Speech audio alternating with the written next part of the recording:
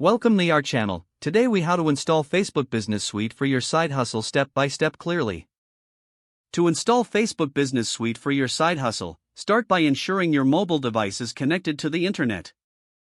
Open the App Store if you are using an iPhone or the Google Play Store for Android devices. In the search bar, type Facebook Business Suite. Locate the app in the search results. Tap on the app to view its details. Next, click the Install or Get button to initiate the download.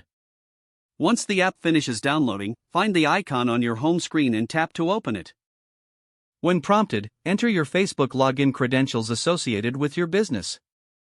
If you do not have a Facebook business account, you will need to create one. Follow the on-screen prompts to set up your business profile. Once you have successfully logged in, familiarize yourself with the dashboard.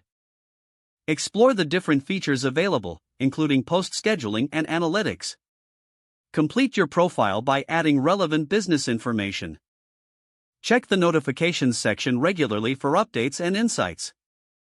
Utilize the messaging feature to respond to customer inquiries promptly. Begin creating and scheduling posts to grow your online presence. Monitor your insights to evaluate your engagement and reach. With everything set up, regularly check back to manage your business efficiently. If the page does not load, refresh the browser or try again in a private or incognito window. Make sure you are using the correct email address, then retype it carefully to avoid small typos. If your password is not accepted, use the reset option and create a new strong password you can remember. Check your spam folder for verification or security emails, then complete any requested confirmation steps. Enable two-factor authentication if available to improve account security and reduce unauthorized access risk. After signing in, review your profile details so your contact information and settings are accurate and current.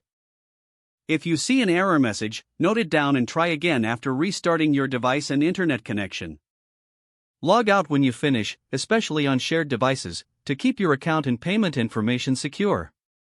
If the page does not load, refresh the browser or try again in a private or incognito window.